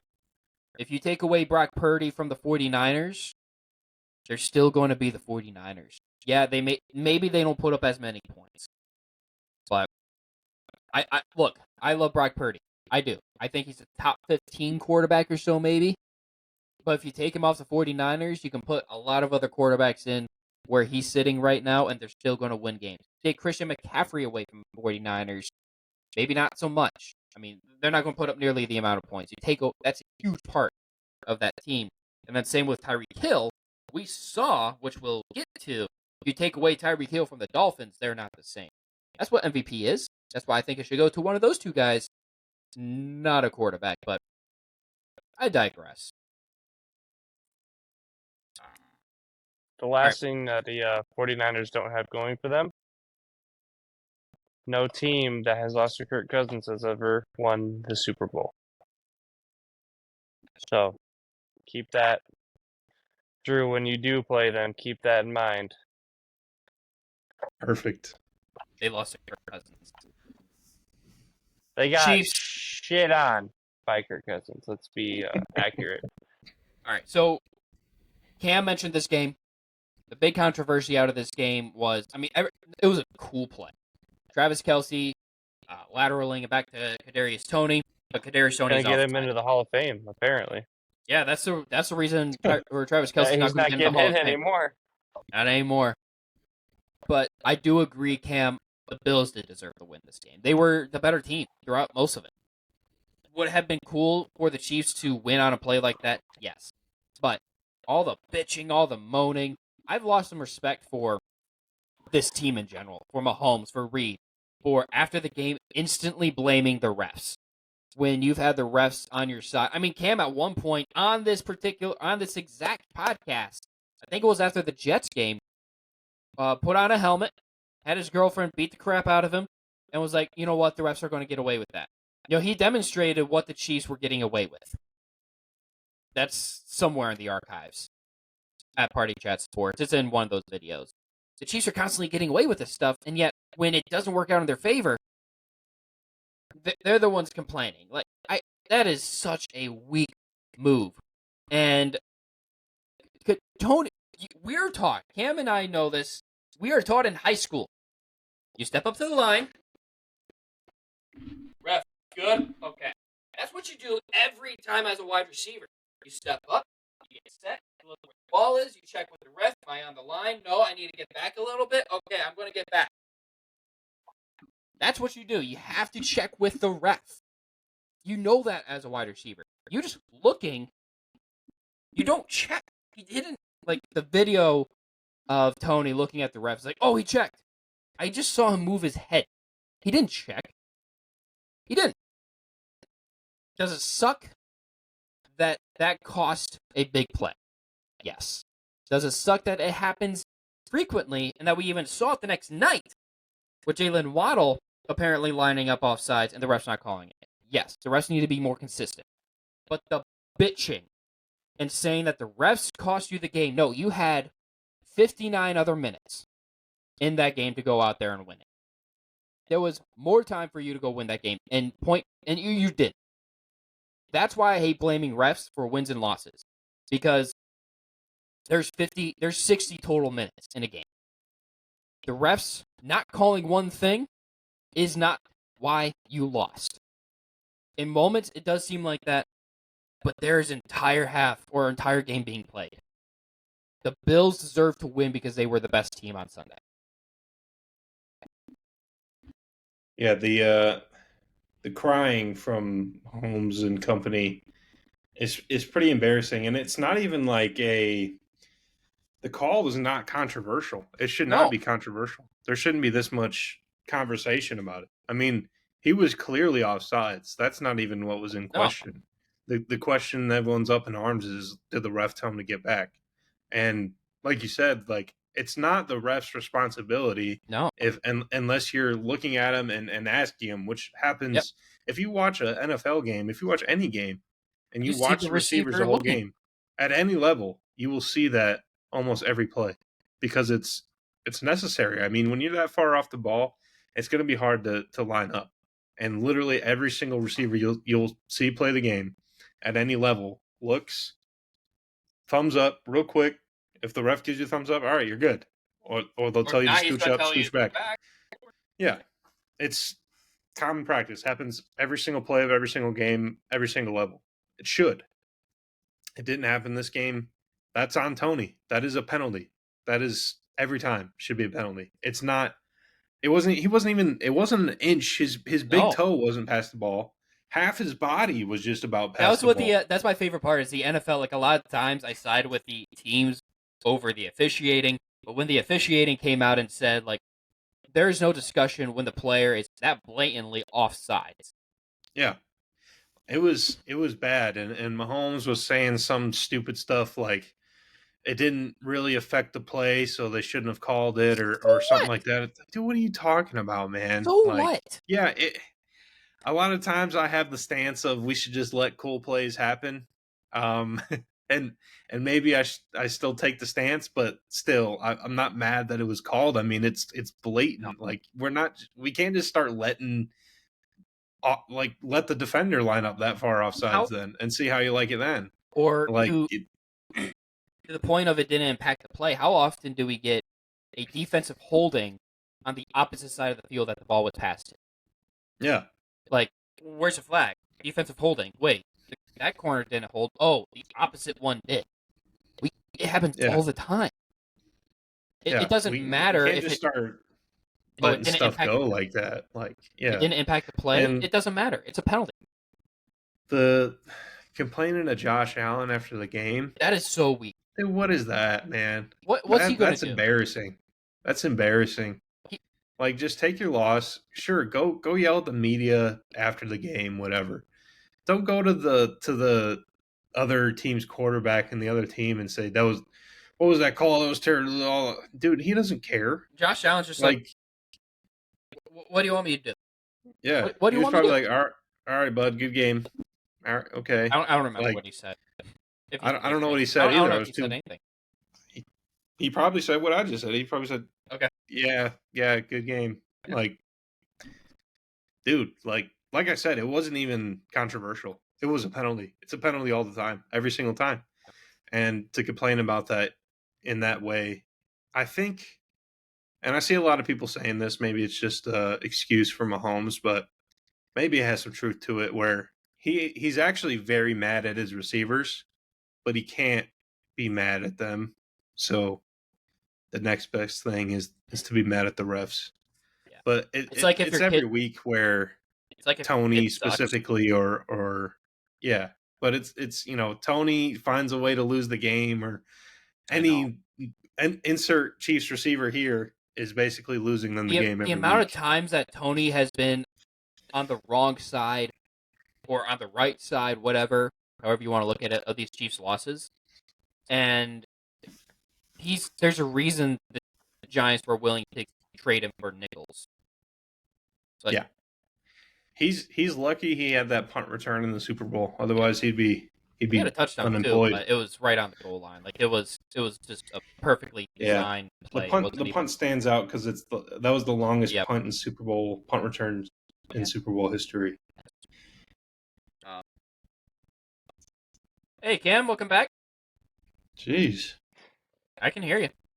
Okay, my server went out or something. Oh boy, your server. All right, we're wrapping up this Bills Chiefs game.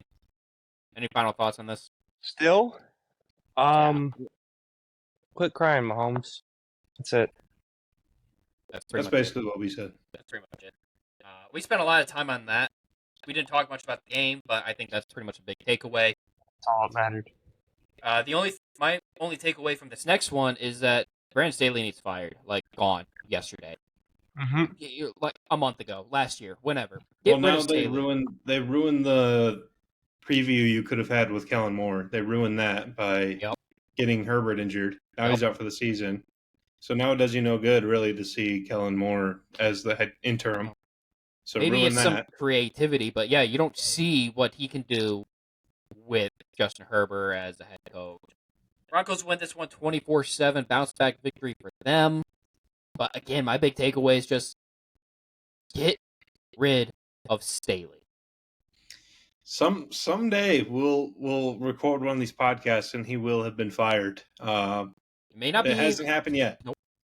We've called for it the last probably 5 or 6 podcasts in a row.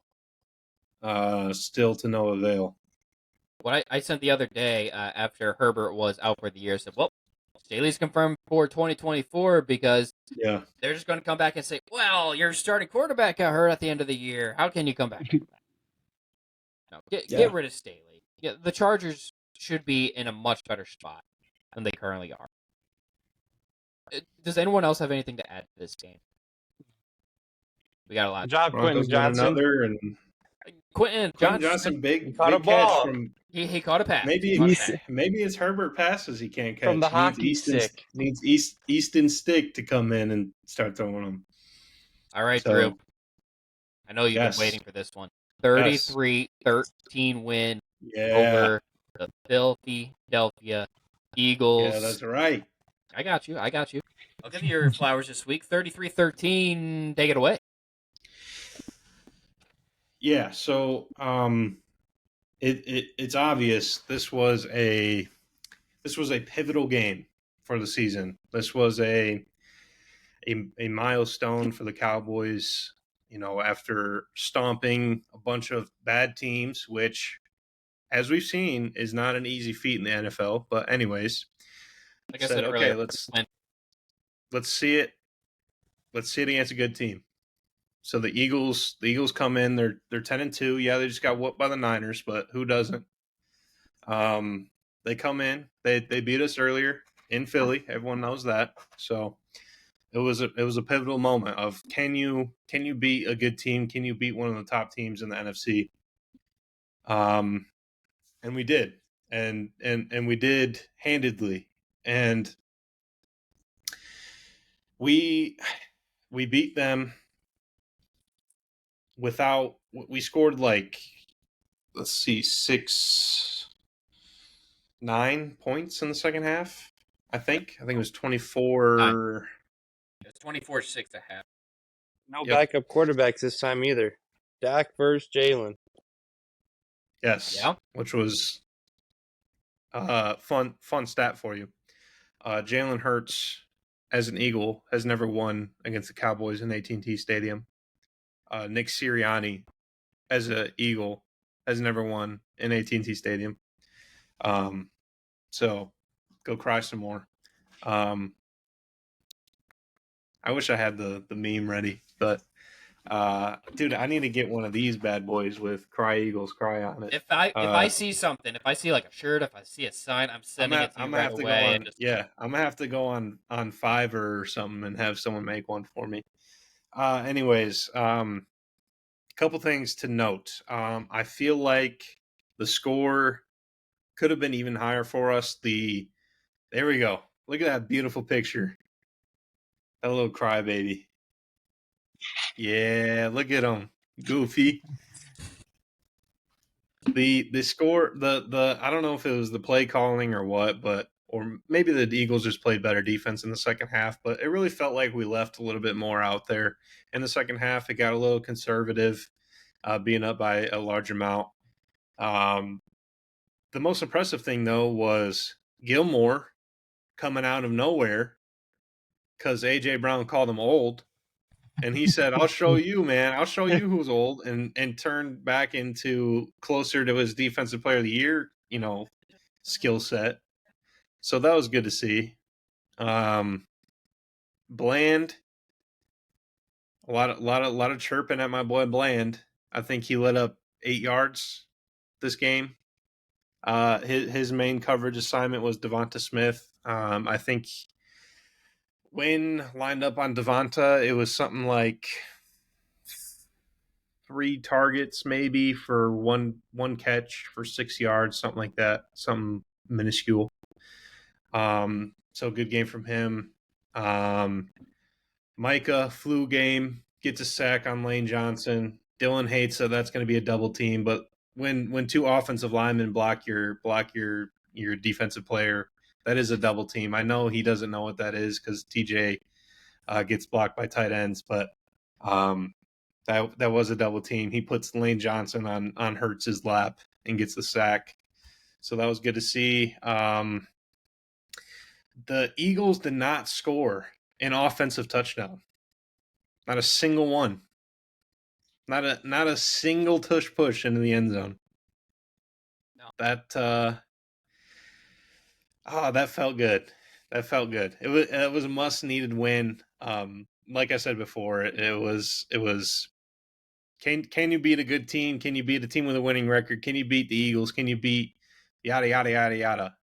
And we did. We came out and we did it. And Welcome to the a lot- Beat Eagles Club. yeah, there you go. A lot of a lot of teams or a lot of people were saying like the Cowboys were favored in this game. A lot of people were taking the Cowboys to win, and I was like, man, that's scary. I don't want that. I want to be the underdogs. I don't want to be the the favorite. But It feels better to win as the underdog than as the favorite. Yeah, we took care of business, and now the Eagles are reeling. They're are they getting cold at the wrong time, or the Cowboys getting hot at the right time? Still, the path to winning the division is tough. Cowboys basically need to win out. We can afford to lose to either Buffalo or Miami. If the Eagles lose to it's very specific teams. It's if the Eagles lose to either the Seahawks or the Giants, I think.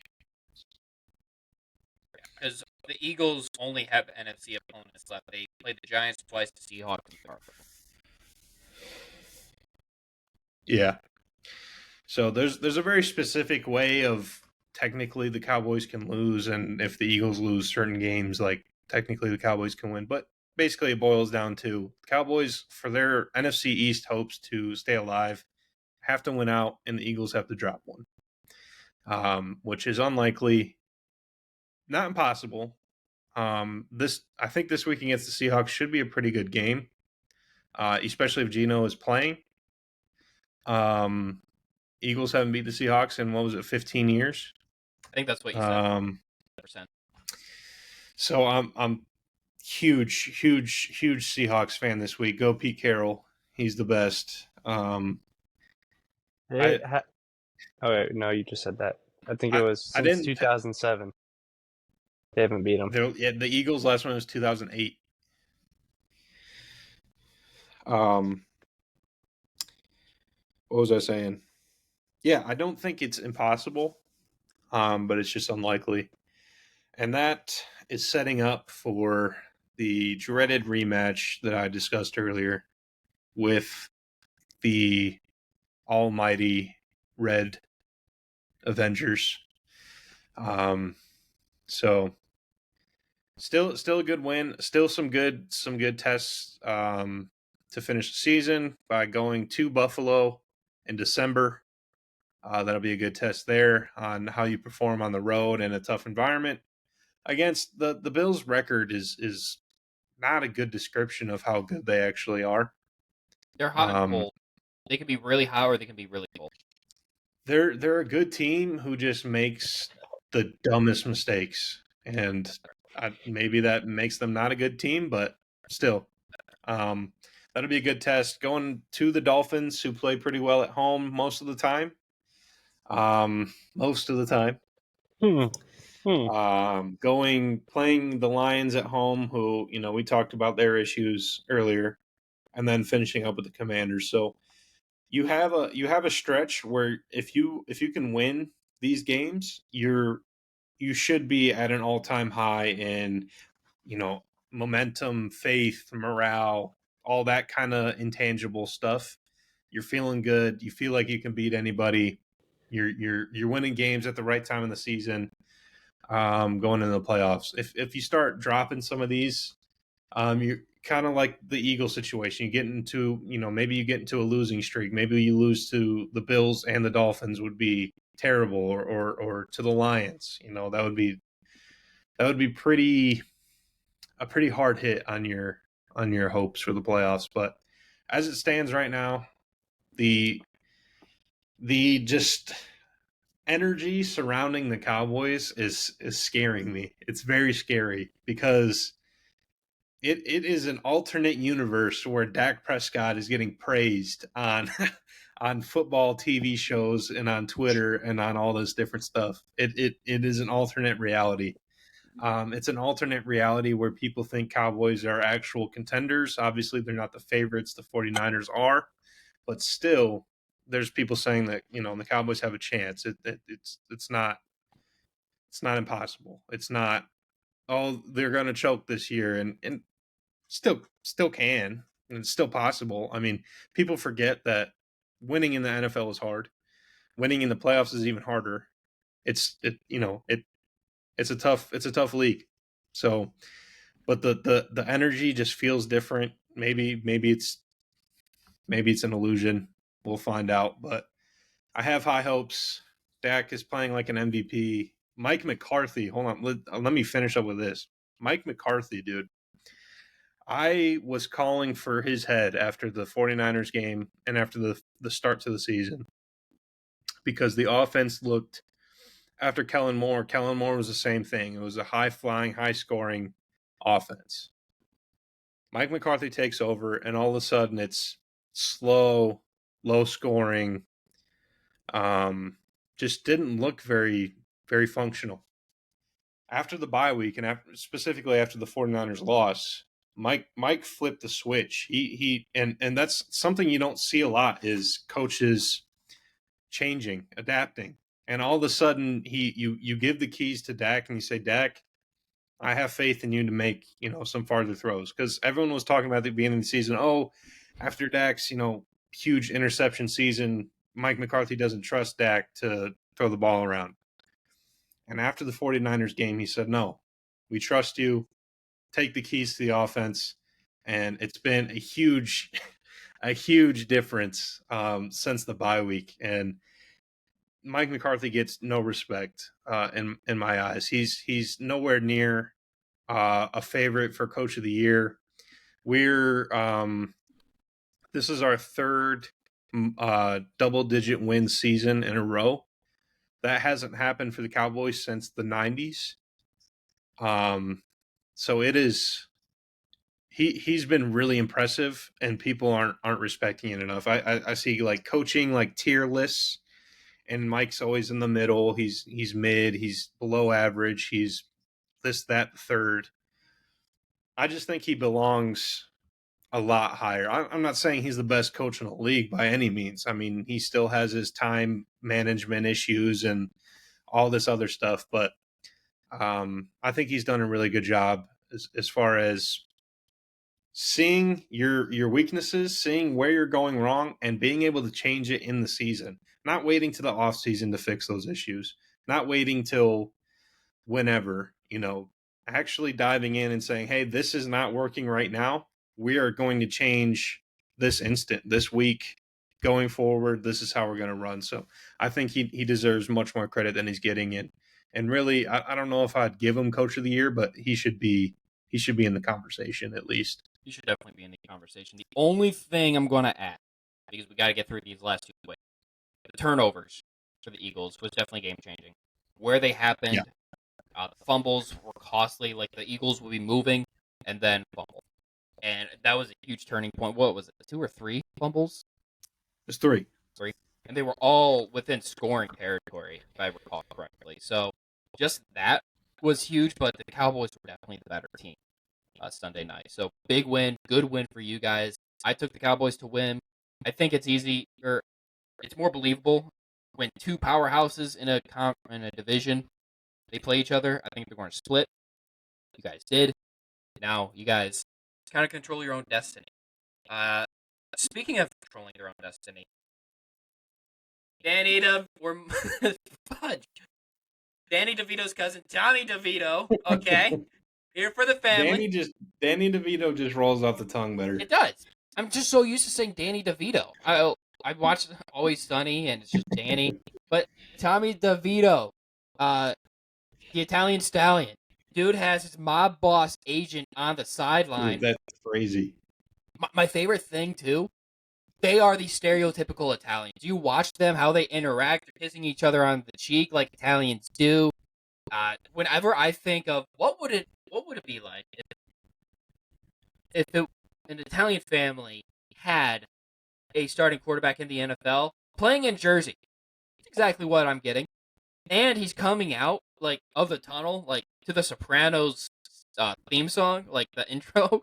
Like that's how he's running out on the field. Just stereotypical Italian. And absolutely love it. It is. It's great for the family. Absolutely is. In all seriousness, though, as great of a story as it is, he's making himself some money. He is putting himself in a spot to where people are questioning, should he be the starting quarterback next year over Daniel Jones, who we all thought it was funny and terrible that they paid Daniel Jones that money, but did. Should Tommy DeVito be the starting quarterback next year? I don't know. I think there should be a competition. And the other thing, just a running game in this. So Giants were able to run all over the place on the Packers and should have closed the game out sooner had Saquon not fumbled within the 10-yard line and the Packers, score a touchdown. But that's kind of how these Monday Night Football games were. It was crazy final minutes. I never had a doubt in Tommy DeVito to get the game-winning drive. Like, he got the ball with enough time. I'm like, he's got it. He's got this. Packers fall back down to earth. Jordan Love didn't look good. You'll get that in a quarterback starting in his first year, but good win for the Giants. And they look good in their throwback uniforms doing it as well. The throwbacks are nice, and yeah, Tommy is playing pretty well. He won NFC Offensive Player of the Week, which I think was a big force by the NFL, trying to capture some of that New York magic and the AFC and NFC. The viralness of the situation, which Tommy Cutlets. If we're gonna start doing that, then just basically the player of the week means nothing. Anyways, it's not like when you get voted in the Hall of Fame, they're going to look back at how many times you were voted player of the week. Yeah. But the Giants with DeVito, I think I don't know what they're going to do at quarterback. I would imagine that this is probably just realistically a Dobbs-like situation. Yeah, absolutely, it's that insanity moment, but yeah, and that's it's still good. That fun. Still earns it's fun. It's fun. That still earns you a backup job in the league. Because if you can win 3 games while your quarterback's injured, or however many games, a relatively small number of games, then yeah, that is a valuable thing to have on your team. And he's 3-0 the last couple of games without turning the ball over. So yeah, so he's earning himself a very long career. Whether he ends up being even better and becomes a starter, that's yet to be seen. It's unlikely, but not impossible. But either way, he's playing himself into a backup career for a long time, which is good for him. So super funny, super hilarious, super great as well for getting the Giants a worse pick. Thank you. So just a masterful job by Tommy for helping out the NFC East, and making some laughs while doing it. Yeah. So hilarious. Let's all enjoy hilarious. The dude, really, the agent thing is so funny. You cannot make a more stereotypical Italian agent. Like if you close your eyes and think of an Italian who is an agent for an athlete, that's the picture that comes to mind. Is literally his agent. Like, it's just so funny how stereotypical he is. Absolutely. Like, all I could think is The Sopranos, and just thinking that, that dude definitely has a side business of just garbage or waste management. It's kind of his side business. He reminds he's got a money laundering pizza joint or something. I don't know. For anybody that watches Sopranos, I've seen people people like saying that he gives off like Silvio Dante vibe, which is one of the characters in that. That's absolutely funny. Speaking of funny, the Miami Dolphins, dude. I love this. Absolutely love this. The way they lost this game, like 4 minutes left. No, under 3 minutes. Under 3 minutes left. They had a 99% chance of winning this game. They were up 14 points. Will Levis goes down the field, or he scores a touchdown. They go for 2, which was interesting at the time. They get it, and then all they needed was one stop. They just needed one stop. Dolphins don't get a first down. They have Tyreek Hill out to receive a kick return, but then they don't put him back out on the field to third down, which takes away the threat of Tyreek Hill. So the defense knows you're running the first and second down. Don't get it. Third down, you don't get it. And then you have, what was it? It was 2:12, I think, left on the clock with one timeout and the 2-minute warning for the Titans. Titans go down. Will Levis gets at the time, I wasn't sure if it was going to be the game-winning touchdown, but it was a game-winning touchdown. Still had a minute and some change left, and I sent in the chat, that's too much time. That's too much time. And it should have been too much time when you have Tyreek Hill and Jalen, but the Titans just clamped up. And the thing that still blows my mind about this is the Titans did everything they could to lose this game early on. There was two defensive touchdowns? Or 2 big turnovers. One of them definitely led to a defensive touchdown. Mm-hmm. And the other led to another Raheem Mostert touchdown. So, with 4:34 left, it was 13-13 early in the fourth quarter. With 5:34 left, Dolphins go up 1 touchdown, 20-13. And then 1 minute later, with 4:34 left, it's 27-13. It's like, all right, this game's done. Will Levis, baby. He says, screw it. DeAndre Hopkins down there somewhere, chucks it to him, and D-Hop somehow comes up with it. And then, like I mentioned earlier, with MVP and Tyreek Hill, Tua did not look the same without Tyreek Hill out there because he got hurt early, messed up my parlay, and just didn't look the same. I've been calling the Dolphins frauds. I've said that they're going to be a fun team in the regular season, but once they get to the postseason, they're going to fail. This is just more evidence of that, I think.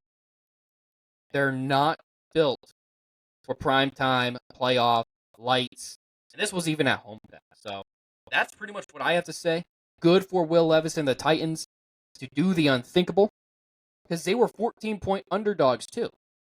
They were down 14 with under 3 minutes left, still managed to win the game.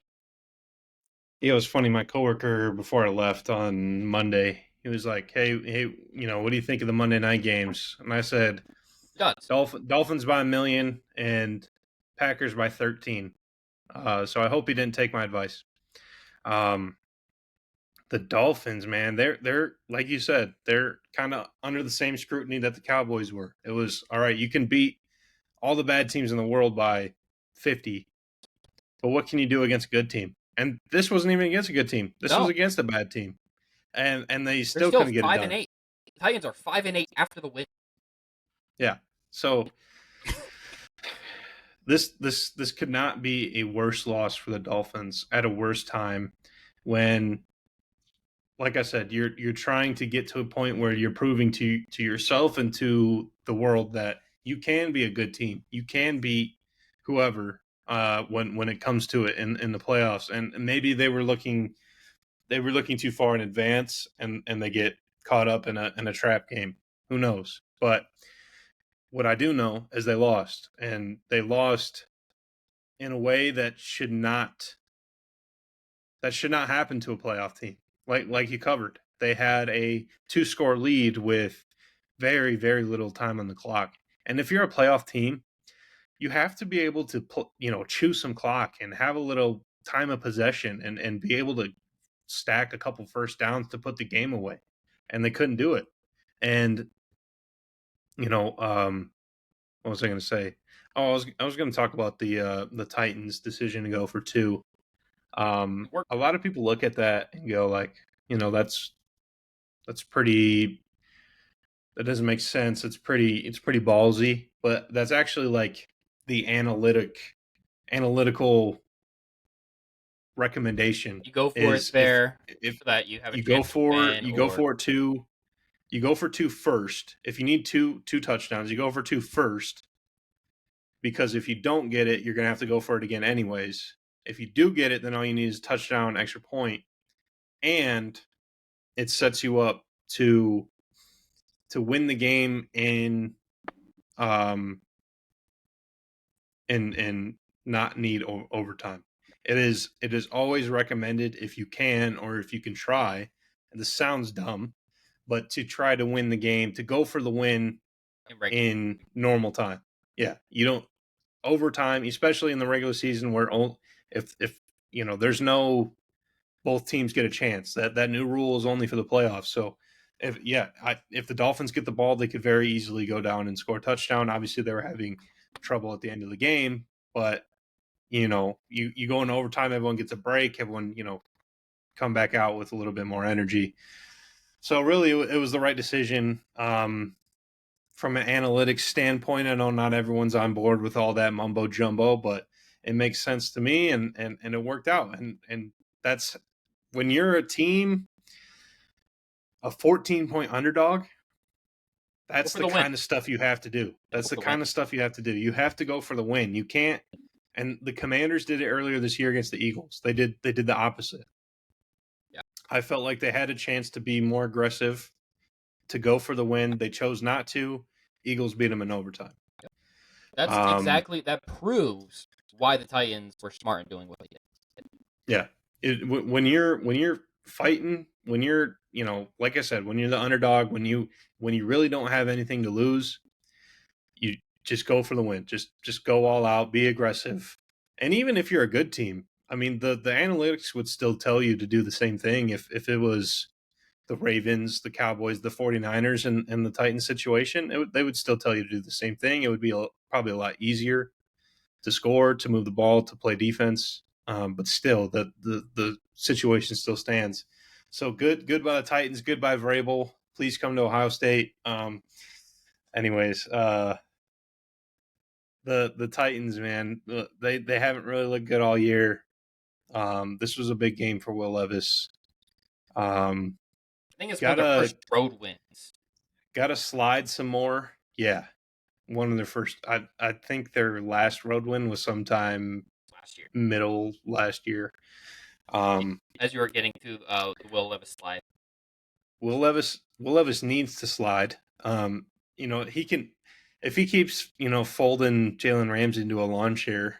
Maybe he doesn't need to slide, but not every DB and corner is going to get folded like that. There's plenty of DBs that'll rock your world if you don't get down, and linebackers too. So he wants to be Josh Allen. Josh Allen's pretty physical and wants to take the hit and give contact, but that'll work for a while you're young.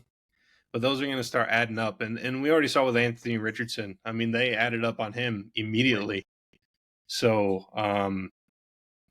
Will Levis, good game, a lot to work on, but still a promising step for the Titans and for Will Levis. And we're over 2 hours, so yeah, I don't know where the time went.